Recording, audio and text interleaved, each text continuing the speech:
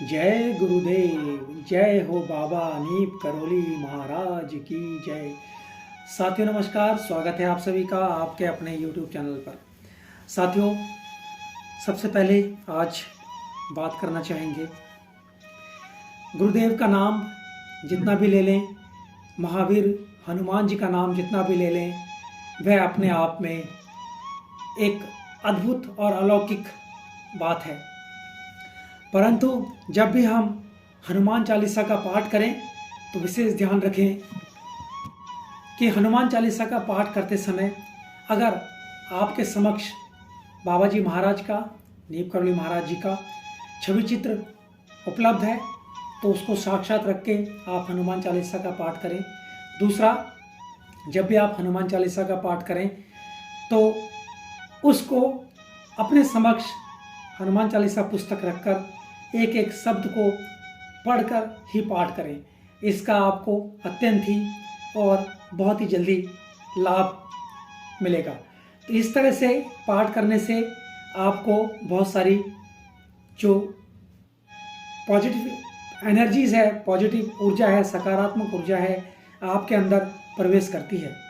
तो आज का प्रसंग एक बहुत ही चमत्कारिक प्रसंग है, जहाँ पर महाराज जी के एक विदेशी भक्त, जो कि महाराज जी ने उस भक्त को इलाहाबाद में संगम के कुंभ मेले में अकेले घूमने से मना कर रखा था। वो महाराज जी और उनके जो भक्त थे वो संगम में कुंभ मेले में गए थे। वह भक्त रात में उनके साथ यानी कि महाराज जी के साथ उनका कंबल पकड़े के चल रहा था। कंबल पकड़े चलते चलते में वह इसलिए चल रहा था कि कहीं वह भीड़ में खो ना जाए। चलते रहे महाराज जी, आगे चलते रहे, वह कंबल पकड़े पकड़े पीछे पीछे चलता रहा।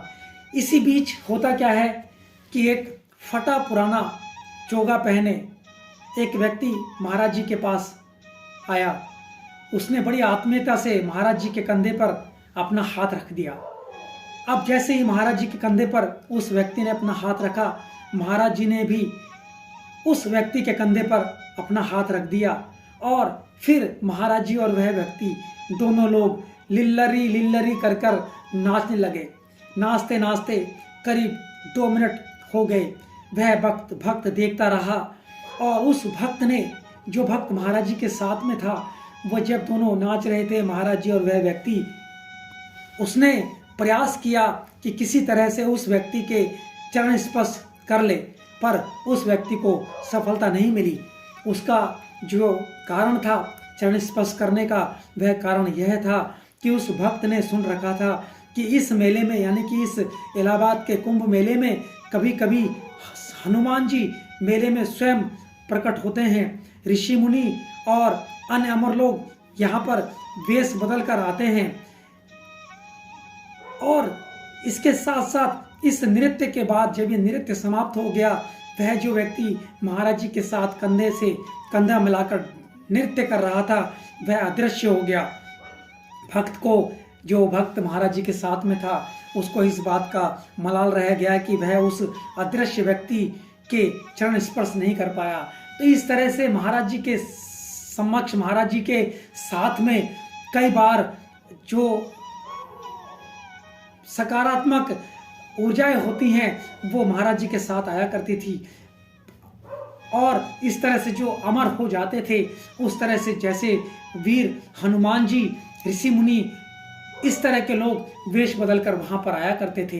तो ये महाराज जी के साथ हमेशा इस तरह के चमत्कार हुआ करते थे, क्योंकि महाराज जी स्वयं ही हनुमान जी का अवतार हैं। तो हनुमान जी के अवतार हैं, तो हनुमान जी की पूजा जब भी आप करें, जैसा कि हमने आपको पहले बताने का प्रयास किया, जब भी आप हनुमान चालीसा का पाठ करें तो हनुमान चालीसा का पाठ करने से पहले अपने समक्ष अगर संभव हो सके तो बाबा जी महाराज का छवि चित्र अवश्य रखें और साथ साथ आप हनुमान चालीसा पाठ का जो पुस्तक है उसे भी अपने समक्ष रखकर हनुमान चालीसा का पाठ करें।